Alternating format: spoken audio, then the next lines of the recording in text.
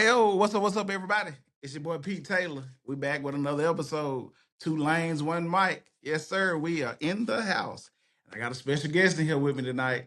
Got a special guest here with me. The wonderful, Wonderful. the I wonderful love it. I feel Nina Taylor. I accept that. Give myself some applause. How Give myself some applause. you doing today? I am great. Absolutely magnificent. Even on a dreary, Hey, man, rainy day. it I is. canvassed in the rain today. You did. I did. I don't care. Let me go to these apartments, honey. That way Did I ain't got to walk so far. They was like, you out here in the rain, girl? I was like, huh? Open the door, sis. It's raining. Did you hear like the cute umbrella? Or did you just put on the raincoat? Straight out. No raincoat, no nothing. Hoodie, tennis shoes, jeans. Let's go. Ooh. What? Okay, so there's no raining with firefighters. And then when you come on the fire department, there's no raining on the drill field. You be out there in the rain in turnout gear. Now, if it starts lightning, that's something different. But rain, Rain. no melt chocolate. Okay. Okay. Let's go. Okay. That's what I'm talking I about. put on a ball cap and made it happen. I don't care. That's what's happening. Well, I'm glad you come here today. Well, I wanted to. Appreciate it. This is amazing. I wanted to be on your show. Your show is Thank you. Thank you so much. I appreciate that from the bottom of my heart. okay. So I'm going to give you the time now to introduce yourself to my people who may not know you. Well, hello, everyone. I am Nina Taylor. For those who know me, I'm Captain Taylor. I am a 22 plus year firefighter, fire captain. And so I am one of those true public servants, a person who I'm just a community person. I think that's more so how I've been structured. I'm the daughter of a minister who's also a plumber. My mom's a CPA, and I have two wonderful sisters and one adorable adopted sister. So I have three great sisters that are amazing, who all went to school in District 60. Come to think about it, really. So all three of my sisters went to minor, and so did my son in District 60. So when we talk about me and my platform and what I contribute to the community, I work in District 60 because my station is in Pratt City. And prior to that, my station was Station 14, which is right by Legion Field. So I have worked on what I call the West Side, my whole career with my people, loving on my people, making sure they get the best of care. But in that, I get to see so many other things that a lot of people don't get to see. I'm able to go into residents' homes. You don't get to see what's behind people's doors. You don't get to see what they need medically or even financially, And so being that person that is able to peek behind the veil, I was able to see the pocketed things that people need in the district, which is just absolutely amazing. So as years went by, because I read everything I can get my hands on. I love reading. I noticed that we had a breakdown with the Democratic Party with District 60 in that area, basically, because the mayors have to get along with the county commissioner, and the county commissioner has to get along with the state representative, and we didn't have that. And so I'm one of those people that is, my aunt was a civil rights foot soldier. She took me down there to be one when I was 11, and she was like, don't talk about it, Nina. Be about it. And that little voice from, his name was Dr. Digamar Mishra. Dr. Mishra, he was the political science chair at Miles College. And it was so funny. Yes, he came up to me. He was like, Nina, you should be in politics. And I was like 17. And so the first thing I said was, Dr. Mishra, you don't make no money in politics. And they be wearing them dusty suits. And I was just like, I don't want to do that. And Dr. Mishra was like, you're going to come around to it. And some years ago, before I made my first run in 2022, I got the opportunity to visit him, and he said, so it's come full circle. And it did. It really did. That's what's up. Mm-hmm. That's what's up. I love it. That's what's up. I love it. I have a journey. I have a journey. This is like everybody else is like, politics is so messy. No, people are messy. Every time I have a cut sign or things missing, I laugh. Like, it is hilarious to me. I know it costs money, and my supporters, I love y'all, but I am smiling because if I wasn't a threat, those things would not be happening, right? Okay. And I know y'all feel like, well, I gave $20 to her campaign, or I gave $40 to her campaign, and you guys, I let people peek into how much it costs to do things because nobody really knows, right? Because they just expect if you're running, you've got to be rich. Well, we've had enough of rich politicians. And people who run that aren't rich, they're bought by someone. Let's be very clear. So I didn't want to be beholden to anybody but the people. I didn't want to be beholden to anyone but my neighbors. I didn't want to be beholden to anyone but the citizens. And in doing that, yeah, you're not going to get big pack money, and ain't nobody going to be giving you $100,000 here and $50,000 there, $30,000 here and there. But what you do have is you have people who believe, people who are excited, and people who had given up on politics as a whole that are reignited, that it doesn't have to be horrible if you have somebody who actually is going to rock with you. Hey, that's wonderful. That's what's up. Well, like I said, I'm so happy for you to be in the house tonight. Okay, That's what's up. let's get it started. You ready? Yeah, give me some of these hard questions you got, honey. Oh, here you go. Here you go. Well, let's go. Let's go. Let's go.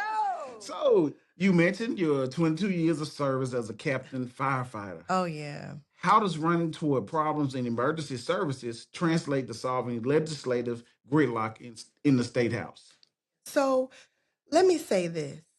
Um, you're set up on a plan with the fire department. The hierarchy of it, the higher you go, you have to be able to manage more people. You have to be able to manage more things, right? So you have to be able to, I told someone this earlier, you have to be able to paint a picture, right? So if, as a legislator, I like to think of it like this.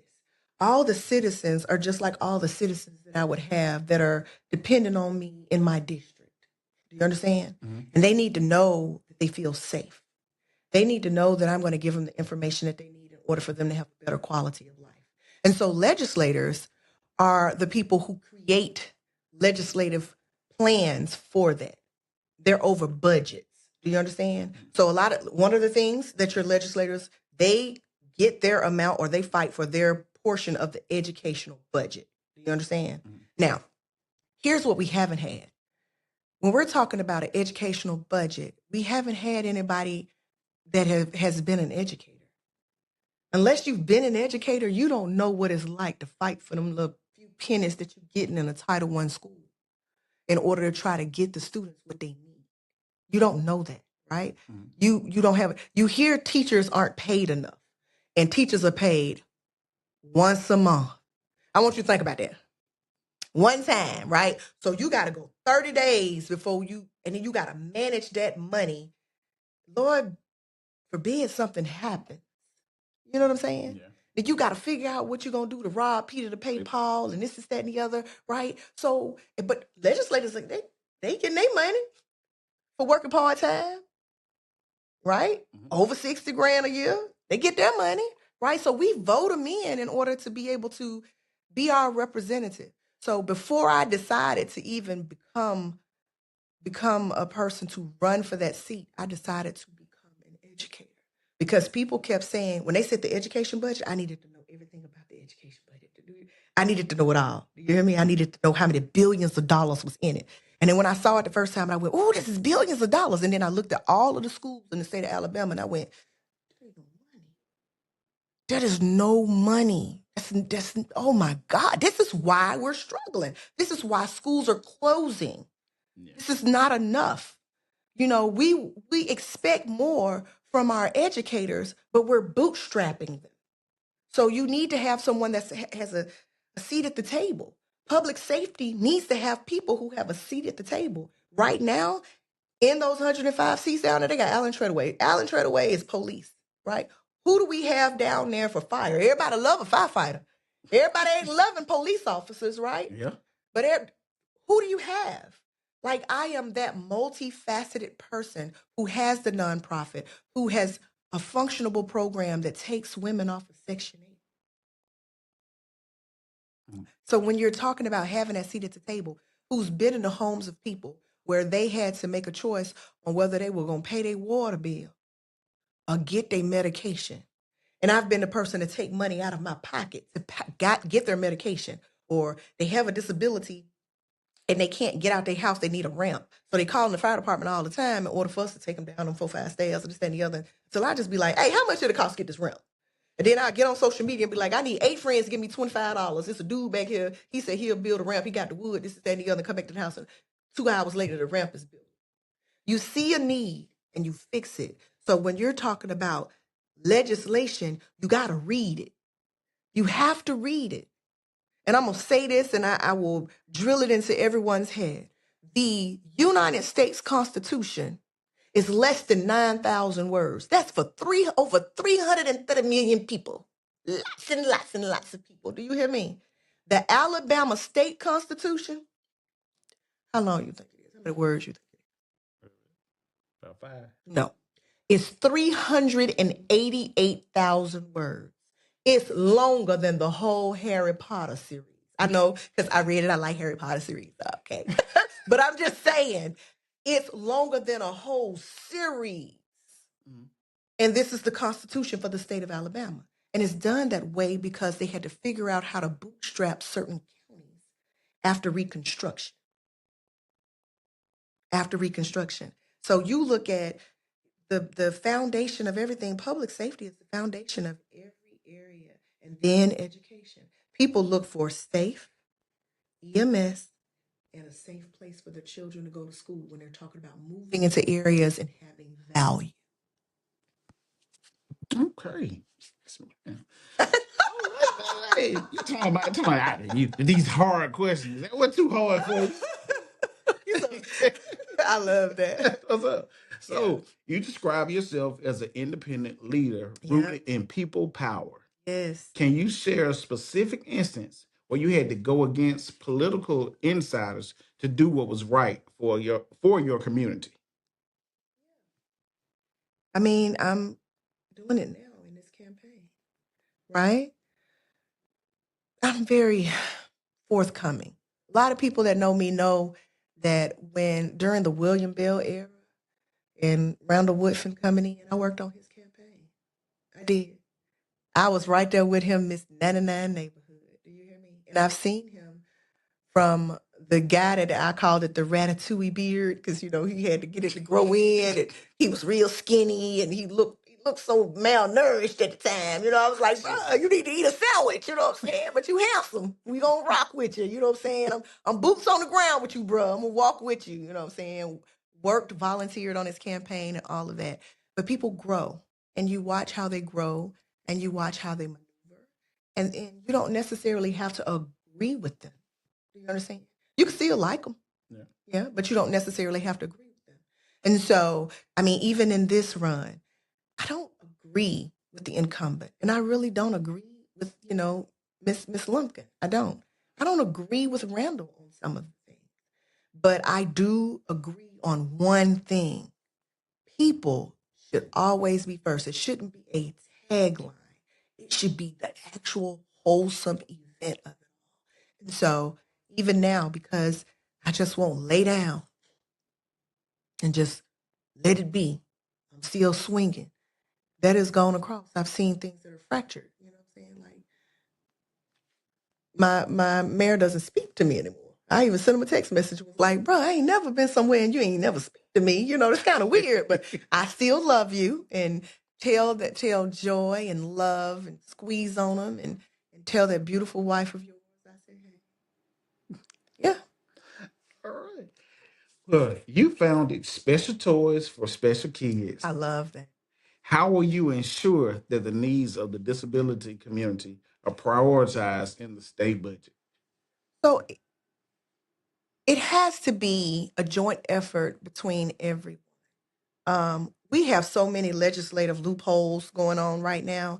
I think a lot of people think that special needs and mental health, any type of health care, whether you are, any type of health care, because special needs children need health care also. They've been left behind. So let me just say this. Special Toys for Special Kids cuts a check every year to multiple schools, multiple classrooms, and not just in District 60, right? Because we've given to UW Clement, Winona, Ramsey. It don't matter. It doesn't matter to us. You know what I'm saying? If there's a need, you feel it. So it's just a matter of writing the legislation and having it backed by people who really believe in what you have. You know, the AEA, a lot of people think the AEA is just like, it's the AEA. Teachers just joined the AEA. No, the AEA is great at what they do. You hear me? Those men and women work tirelessly and hard at what they do. And there's a respect for people who do that. And they don't do it for just the children that are just out. They do it for all of the children, including the children that have special needs. So for me, I personally have a special place in my heart because those families, especially in lower income places, don't have the resources that they might have in Cahaba Valley or they'll have in Hoover. They don't have sensory rooms. I like what Culture City is doing, right, with the sensory devices, but I do believe that there should be pocketed spots for every school that has children with special needs and disabilities where they can have the resources that they need for them. Okay. Yeah. So you've identified affordability and cost of living as a top priority. Yes, Lord. What specific legislative mechanism do you propose to help families keep more of what they earn? We still taxing for groceries. Do you hear me? We are still, why are we being taxed just to eat? Just to eat. You spend $100, another $10 plus just to eat, just to cook at home. Yeah. Do you hear me? So you find, and then District 60 got so many food deserts. Do you hear me? Fresh food. There should be incentives for people to start growing their own micro gardens. Okay. Right? Incentives. We should incentivize people. We incentivize big businesses. Why are we not incentivizing citizens? And that's across the aisle. That ain't just a Democrat Republican thing. Do you know what I'm saying? Just Democrats. We just want to incentivize. See, everybody say, get the money, get the money, get the money. But when you take the money from one line item, and see, that's another thing I tell people. If you ain't never had no business, you would not know that. You would not know that. You know, if you hadn't had a solid accounts receivable and accounts payable, you would not know that. See, that's another thing. See, my mama is a CPA, CPGFA. So she is a certified government fraud examiner CPA, right? And so because of what she does, I had to sit down in the basement with her, and this is how I earn my summer money.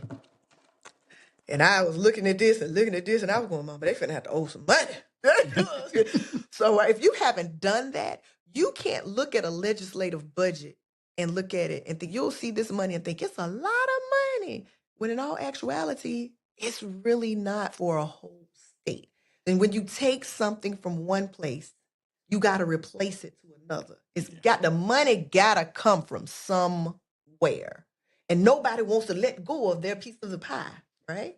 Nobody, if they get all the piece of the pie over here and you want a little small piece of the pie, they holding on, right? They ain't letting go. So you got to be able to get in committee and speak with people in committee and talk with them and say, this will help your constituents too. Because at the end of the day, working families are trying to pay their bills. Working families are trying not to be hungry.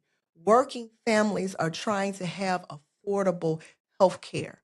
And I can't tell anybody a lie and just say, hey, I could just make it happen overnight. It has to be, we structure it to where it benefits citizens, not Republican citizens, not Democrat citizens, not independent citizens, not tall citizens, short citizens, black citizens, white citizens, but citizens, because they don't ask you your ethnicity when they take your tax dollars. I've never been that picky. Right. Everybody paying them taxes. on groceries. We being sexy. I started looking at the states around us and how they maneuvered around it and started reading their legislation. It was like, this would work in Alabama. We just have to have somebody that's not afraid to push it. Sometimes you just got to push the envelope. Yeah. Okay. So many District 60 residents struggle with rising housing costs. Baby. Do you support state level rent stabilization or increase incentives for affordable housing developers? Increasing. Let me say this. There is a balance for that. Okay. Okay. There's a balance for that. And I'm going to tell you how I feel about that.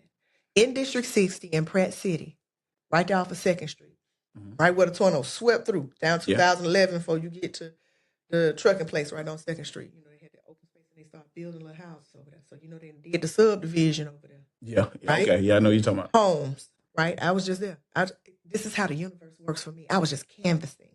And in canvassing, there was a duck I call a steen. I've seen this duck for forever. I'm gonna show you when we log off. Steen was all up in their phone. They ain't know nothing about Steen, baby. I think Steen is like reincarnated of somebody who's in that district. I promise you, because the duck was there. Do you hear me? But Steen has been there that whole time. And so the homes are gorgeous. Don't get me wrong. They're new homes. So of course there's that newness. But the price on them is $200,000. Why are you looking at me like that? In Pratt City. Why are you looking at me like that? Why are you looking at me like that? In Pratt City. In Pratt City. Mm-hmm. Okay. 200 grand, right? Mm-hmm. And this is affordable. My house in Forestdale wasn't 200 grand. Let me be honest. And it's brick. It's 2 levels. It's 3,200 square feet. It's got 2 kitchens, 2 dens, nice little plot of land, garage. You know what I'm saying? What? That's your little ranch. It's nice. It's enough for me. And my son came home from school, and I was like, "Hey, bro, you gonna have to live in the other part of the house. You can't live with me. You've been gone too long. I've been living my life like a single woman around here. You got to go down there. You brother man in the basement until you go to the fire academy, bro. I can't with you. This ain't. I like to walk around in my robe and flippers, and you know what I'm saying, with rollers in my hair, and go to the. I ain't trying to. Well, it's, you know what I'm saying? I ain't trying to do none of that. You got to be there, you know. But as a parent, and a parent who has helped a child go to college and be debt free, see, that home ownership afforded me that ability to be able to do that. And we haven't had that. So we have so many people that have so much debt now. And so they're buying homes later, right? The generation under us, under me, they're buying homes later because of the debt from getting the education. So there should be an incentive. There should be the incentive should not be just to the home builders, right? Because the builders gonna get their money. They gonna get theirs anyway. They gonna get theirs anyway. The homeowners, the buyers definitely need a better incentive. Because I know when I came, I got mine with a Hood and Sally Mae, so my down payment was $500. You know, so you could tell me nothing. $500. Do that no more. Yeah, right. That needs to be brought back so people will have a chance at this. Now, you can't force these people to do it. You can't force businesses to do it. But you can definitely incentivize to where they'll want to do it. Because on the long end, the banks are going to make their money anyway. Mortgage is Latin for the word debt. Once you get it, you're going to pay 3-4 times the money for it anyway. The banks are like, oh, get a mortgage, right? They're going to get their money. Oh. But we got to get it to where people can get their foot in the door and then also give them the economic standing to where they'll be able to pay it off early. We just got to be able to teach them. Yeah. So how would you redefine public safety beyond traditional policing to include community-led mental health and crisis intervention? On my shift, I'm gonna say this, and a lot of the police officers that work over there with me and have worked with me in this city, they call me the 78 whisperer. Now I had to ask what that meant, and they told me, and I was like, I'll take it however y'all want to put it. I work with people who have, and when I say work, I mean actual firefighters that have mental illness. Yeah. One of the guys that worked with me, his name was Jermaine. I opted piece, and I'm public. You have inspired me to publish it. But he committed suicide, right? And I saw the signs, and I was telling my officers back then what was going on, and they was like, "You got to be a man." You know what I'm saying? You're a man. He's prior military, so he's Army. The other guy was Army. My driver was Marine. You know what I'm saying? And so people didn't look at it from that compassionate way. We got a guy in the territory that live over in Huntington Hills. He got a spaceship. That's what he said. He said he got a spaceship. When I pull up, I'll be like, "Hey, your spaceship still broke down in the backyard?" He'd be like, "Yeah." And why I couldn't get there? You know what I'm saying? Meet him where they at. This is where the at. There. It doesn't mean necessarily that he feels as though he has a spaceship in his backyard. However, in his mind and his reality and how they dream, and you tell children to dream all the time, this is where he is. Yeah. And in that, there has to be a level of help for people who live in those zones. I've had a guy that had mental illness that broke into my home. Broke into my house. I didn't know who he was from Adam's Cat, but he kept checking until he finally found a home to get in. And because I worked 24-hour shifts, he broke into my home. And his sister called me in tears and was saying, "Oh my God, where's my brother?" This, like, you better be glad I ain't whoop his tail. He was in my kitchen and my Cutco knives, okay? Right? It took a lot of restraint. But I can tell he was mentally ill, and it would have looked real bad. The woman who goes so hard for people who have mental illness. Yeah. You know what I'm saying? If our captain beats the living snot out of a mentally ill man, you know. Front page. Front page. Do you hear me? Baby Carol Baskin, whatever her name is, you know, that's what I call her. She would have had a field day with that, so I let it go. Oh, man. So how can the state better support the mental health and long-term wellness of first responders like those you led in Birmingham? Birmingham has this thing called an app. They got a mental health app. Okay. Nobody uses it. You want to know why? Why? Because it just feels like one more thing you have to learn. Okay. Who wants to go to work and then get off work and then have to use this app, learn this app, and it's supposed to help you with your well-being? I can't tell you how many, especially as a union president, so many young men and women that come to me, and I feel like a priest sometimes, right? They be in confessional. I be wanting to put me in a little room over the little slide. No, they be like, "Hey, you know what I'm saying? Say 3 Hail Marys, turn around." Because they come to me and they talk to me. You know, that same guy, Jermaine, that I was telling you about that committed suicide. So Lee, my backup, was struggling with that. And it was hard because when he went to the battalion chief at that time and he said, "You know, I'm having some struggles. I need to take some time off." The battalion chief at the time, we called him Rhino because he had a cock eye. He'd be like, "Arr." So we called him Rhino. Oh my God. We was cold. We was cold with it too. I ain't never really liked the man. I'm going to be honest. But I could work with him, but I never really liked him. Yeah. And this is what he did. Instead of giving this man a couple of weeks in order to get it together, he said, "You might need to quit." He was one of the best firefighters we had. Do you hear me? Military, came in, gig line, uniform, everything. He was great, helped people, amazing. And I had to sit down at Station 24 upstairs and help that man write his resignation letter. It was one of the hardest things I had to do in my earlier part of the career because that is not given to people like you and I that are out here working. Yeah. So now we got something that's called a mental health day. That's City of Birmingham doing. How cute. It's 8 hours for a firefighter. We work 24 hours. And we can only use it on a Blue Moon Kelly day. So that's the day that you don't get an off day because it's in the 28-day cycle. So you can get them 8 hours. What we going to do today? Yeah, okay. Yeah. Just call in. If you're not feeling it, baby, I tell everybody that comes to me as a union president, if you are not there mentally, take a sit day and call a doctor. Call a doctor, get an excuse because you are no good to the citizens of this city. It's me, us, them. I'm gonna miss them, right? It's a word. Me, us, them. You got to take care of me first. Mm-hmm. And then us as a crew. And then them, right? And once you keep that whole, it's like a circle to make sure everybody is taken care of. Mental health is something, especially behind COVID. All them folks that didn't get to Yes. talk to folks. I call them the crash out folks. They the Man. crash out crew, baby. All of them crash out. That, yeah. It's the crash out crew. But I love them. I love them, and they need the support and the structure to get them back into society the way they need to be. So you stated that fixing our infrastructure is a large task. It is. Which specific bridge, road, or utility project in District 60 will be your day one priority?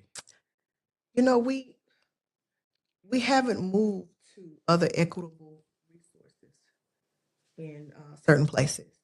So in District 60 is a tornado zone. In some of the newer neighborhoods, the utilities are underground. Mm-hmm. So they are not as hit as others. Underground utilities are needed. They are definitely needed. You build new housing developments, it should be mandatory that you put them power lines should not be all above everybody's head. Yeah. It should be mandatory. It should be mandatory. You build that infrastructure. And don't get me on the water, honey. You know, I was one of the few. I want to say I was 19 when I first learned about the sewer. And I was there. It was so funny when they were fussing about it with the Jefferson County Coalition. And it was all these folks in there in their 50s and 60s and me in my teens. And I was like, we're going to lose our sewer? It's going to cost us so much. All the waste treatment plants is in Birmingham. Why? And they was looking at me going, where you come from, little young girl? And I was in there like, I understand. Water is life. Why are they're connected. It's like we use the water, go to the sewer, they charge us for the sewer, they ship it, we clean it, and bring us and circle back around us. Oh, God, it's going to be so horrible. And it was. And so now we got the same issue now with our water, which was one of our greatest assets for Jefferson County. Greatest assets. And now the money from those assets are now being distributed to places that have just been wholesale customers for a few people. They got a big old piece of the pie when they brought a teaspoon of sugar. It's like making a cake. The flour is the base of the cake, right? Yeah. Right. You get 4 eggs. They the eggs. I'm just saying. They the teaspoon of baking soda. Huh? Oh, okay. That's what I'm saying. That part. You got to make it to where people can understand it. Yeah. So how? Look, You finna shout. This one right here. How do you plan to tackle the digital divide and expand high-speed internet access to underserved pockets of your district? Remember we said that about them underground utilities? Remember that? You think it's gonna make it better? Because you got some holes in 60 where you can't get cell phone service, so internet, nothing. Right. There are pockets. There will be pockets because of landscaping. Mm-hmm. People have to always understand that landscaping, the earth gon' earth.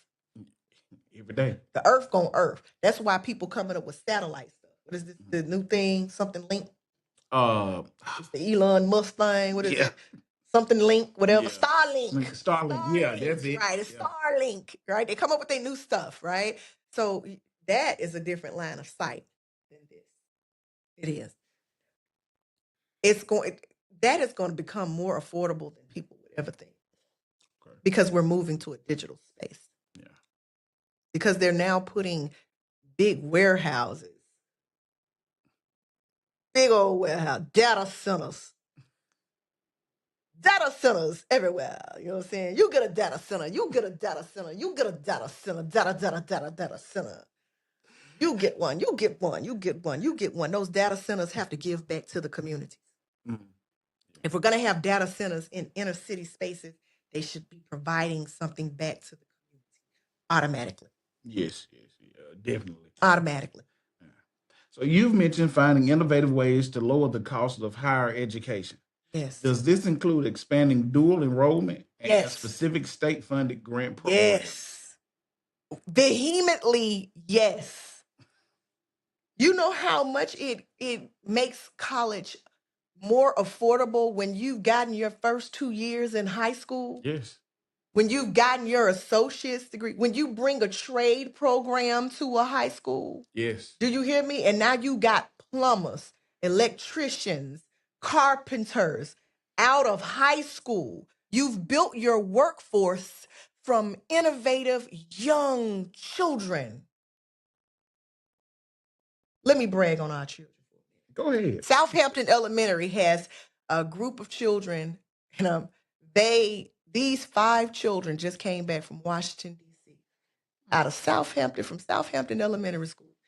Storm Sentinels is what they called it. And they built 3D models to project wind over so many miles an hour to alert people in the communities in Pratt and Forestdale. Those were the 2 areas that they chose, right? Mm-hmm. And it gives you a time to be able to get to a storm shelter up to 30 minutes earlier than hearing that siren. These were children. These are, listen, K through 8, not 12 through 8. These are 6th, 7th, and 8th graders. And it was called Samsung Innovation something. I forget what they call it, but it was Samsung that did it. And these young men and women, young children, our babies, there were 10 finalists. And out of those 10 finalists, they were one of those 10 out of the whole miracles. It was America, out of whole miracles.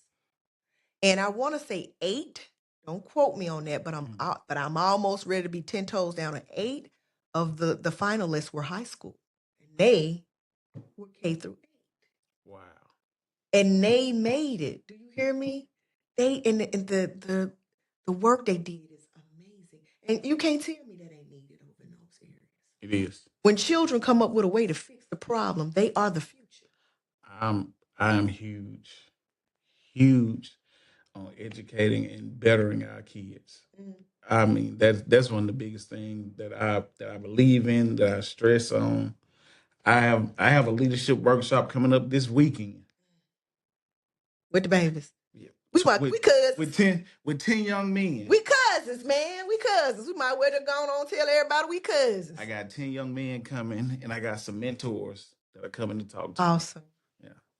Yeah. That's wholeheartedly what I believe in. Man, these children will amaze you. I'm telling you. When I taught at Midfield, they gave me all the kids that they thought that they could just pass 3. They were like, y'all should give me all them babies. They gave me the ones, they was the hard cases. People be like, oh, he's so horrible. Oh, she's so bad. Oh, them children thrived.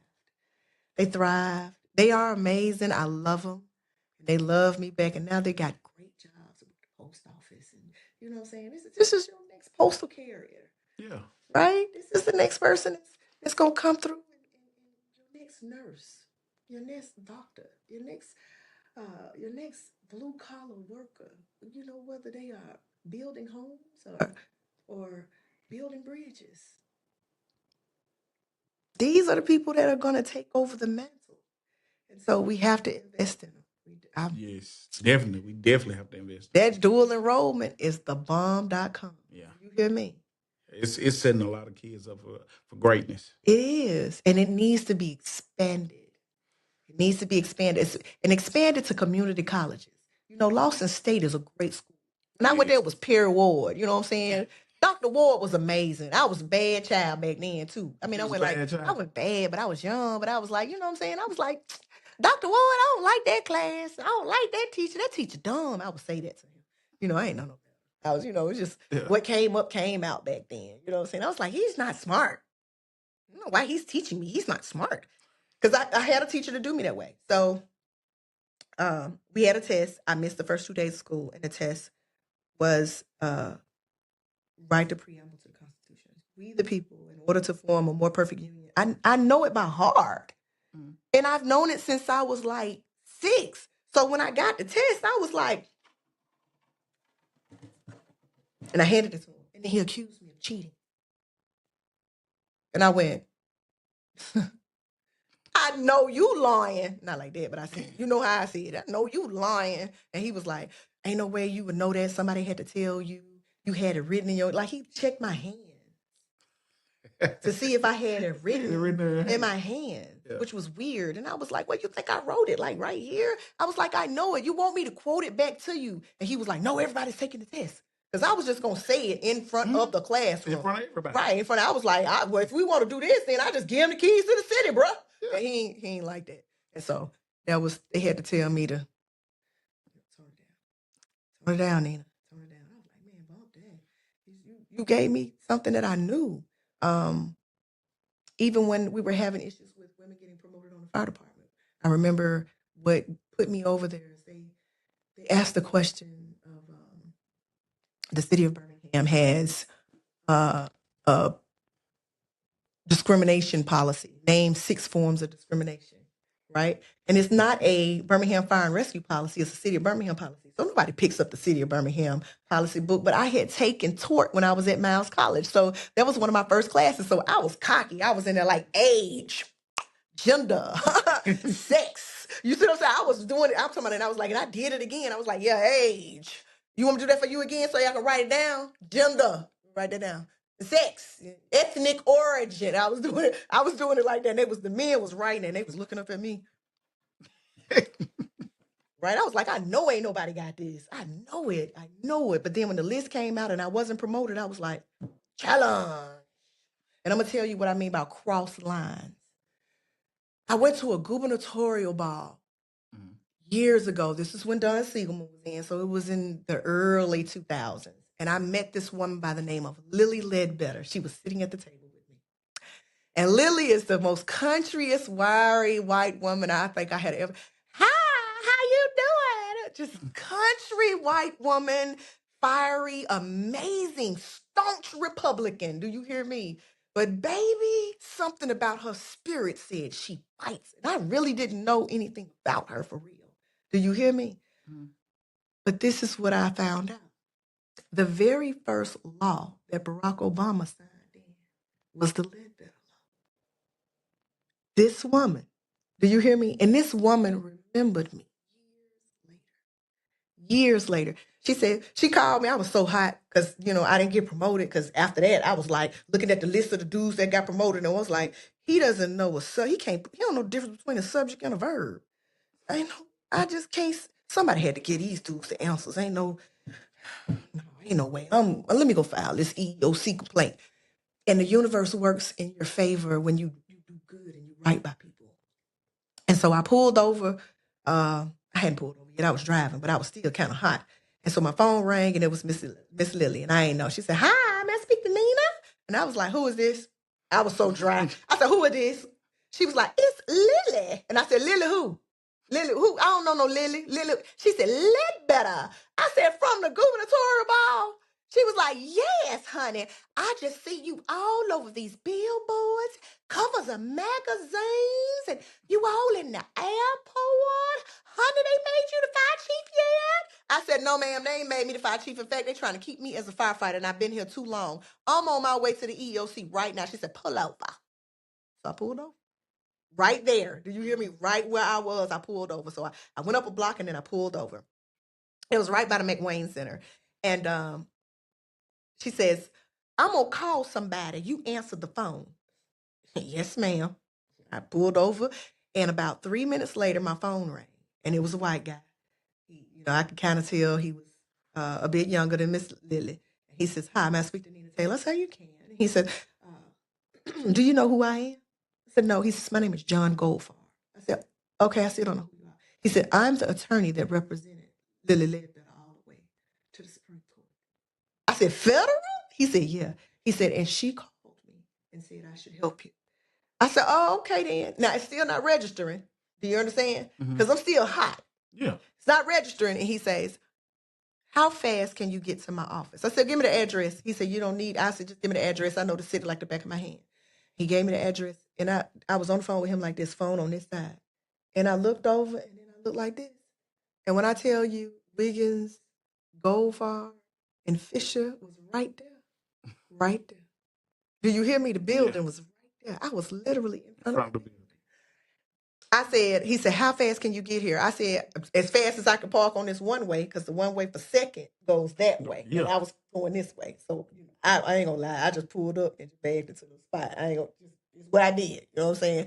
I bebop in and I see Tony Manzella's daughter. I hadn't seen her since she was a child. And Tony Manzella's daughter, he used to run the credit union for the fire department.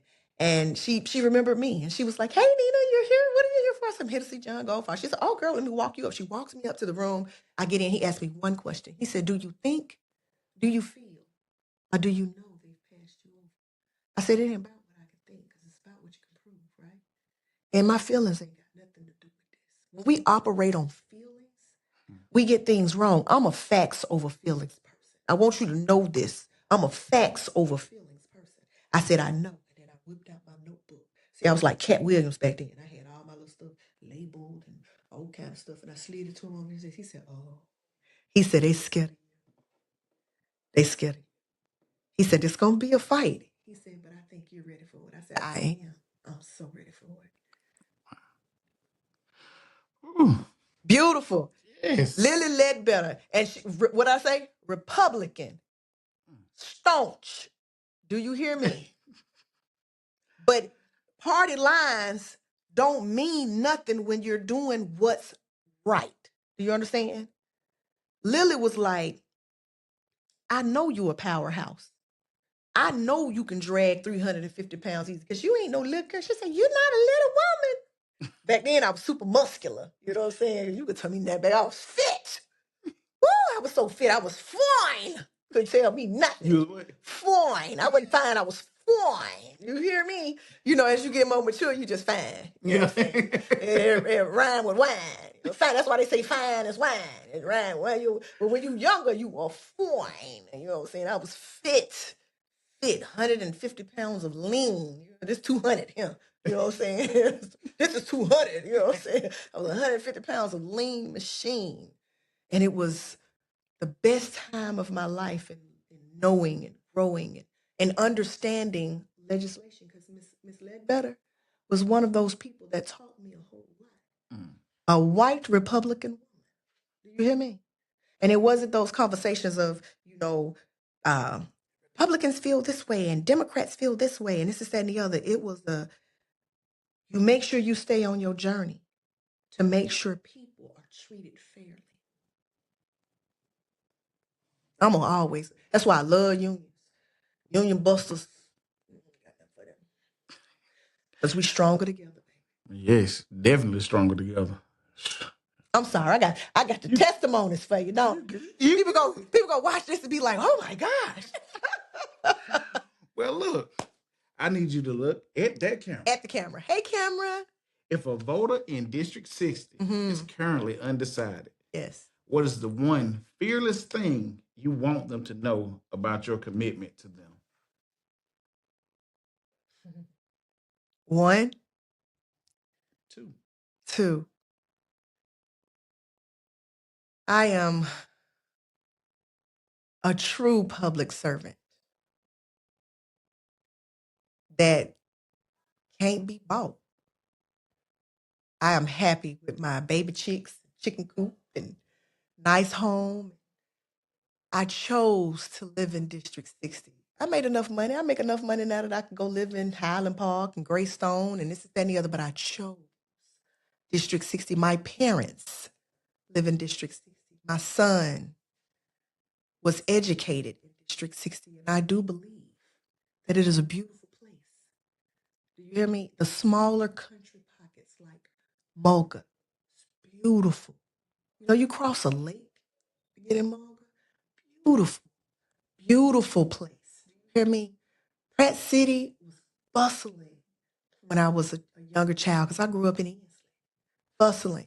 Forestdale was like Black Wall Street to me. It was wonderful. It was wonderful. And the decline that we have seen as District 60 residents has been felt by me too. It's not something that I ran off to school and came back and was like, "Hey, I want to become y'all legislators, so let's go." Somebody just put me up and said, "Hey," or because I needed a title to say, I am, you need to know that the person that you want to have a seat at the table in Montgomery to be able to bring people together should have already be able to bring people together before they go down there. Should already be giving money in the community before they go down there. Should already have a hand in the education of people before they go down there. Should already be running a budget before they go down there. And I've done all of those things. So you have to trust and know, like how Barack Obama said, hope. Hope.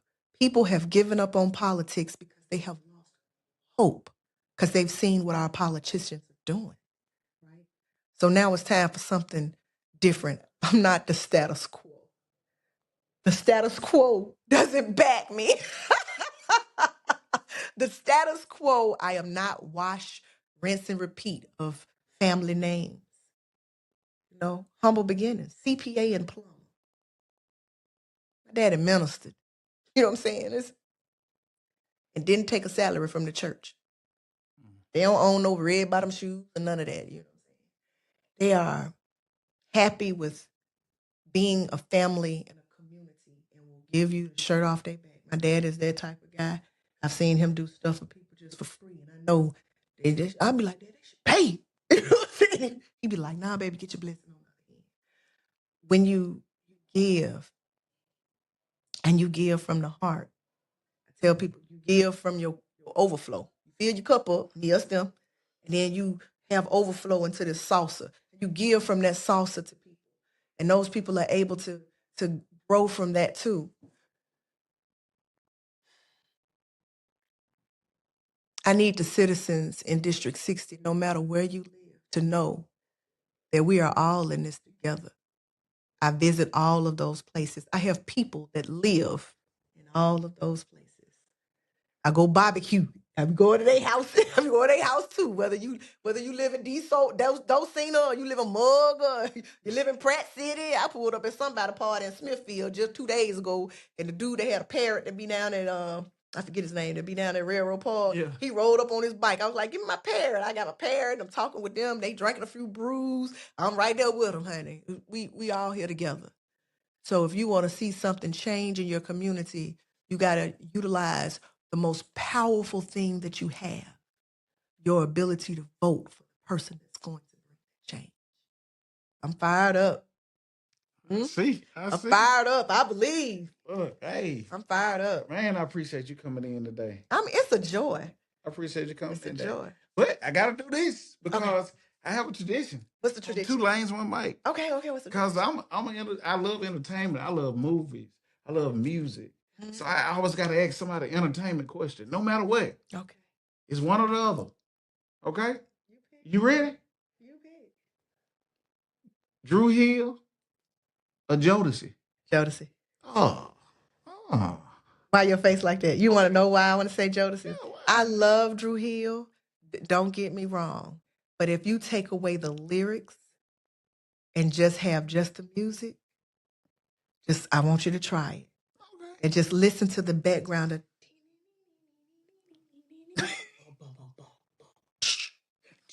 it's more Isaac Hayes. Oh yeah. Do you hear me? If you take every time I close my eyes, take away that. I wake up and it's on. Take all that away. Don't listen to none of the words. We're talking about music. Yeah. Music to me is the musicians. Yeah. Not the vocalists. The people that play behind Beyonce. The people that played with Prince. Do you hear me? He played everything. Drew Hill is bouncy. Dun, dun, dun, dun, dun, dun, dun. Dun, dun, dun. All of the music the same way. Dun, dun, dun, dun, dun, dun, dun, dun, dun, dun. It's repetitive. It's hookish. Right? Jodeci gave you fast, slow, church. It's just. Casey will take you to church. He'll take you to church in a minute. Do you hear me? Take you to church in a minute. Do you hear me? I think they both are great groups. Great groups. But the people who put their music together, I think those are the people that are the wonders of the music industry. industry, the ones that are unseen, the ones that are behind, those are the ones that wrote. You know what I'm saying? So, Sebastian Cole, Pink Beard. You know what I'm saying? His music is sung by everybody. Beautiful Scars. Nobody would even think that beautiful scars. Yes. That you're beautiful. You're beautiful, right? Oh, right here. Birmingham, Alabama, right? That song. Alicia Keys. You understand? That song. Pink, that song. This man, music. I look at the music. Yeah. The music is beautiful. The artists are great. But you asked me to pick. You said between those two groups, I went to the music, not the people. Good job. Well, I thank you for coming in. I thought you were going to ask me a movie. I was going to say Tombstone or Harlem Nights. I don't pull my black card. No, just kidding. I'm about to say, that's no comparison. That's no comparison. Oh, man. I have fun. Yes. It has been a pleasure. I thank you. I thank you for coming in. Anytime. You want me to come back? Oh, yeah. Come back. Bring me back with Brandon so we can crack jokes. Oh, man. Brandon. Brandon. Bring me back with Brandon so we You can heard crack that. jokes. You heard that. I'm good for some dozens. You know I'm finna now you're gonna have to bleep some of the cussing. Cause you put put the little thing over the face. This is 2 lanes. We don't bleep nothing. Dang. Yeah, we let it go. We let it go. I'm gonna have to find some new words. Brandon. Cause I cuss. Brandon, you heard that. I love Brandon. I do.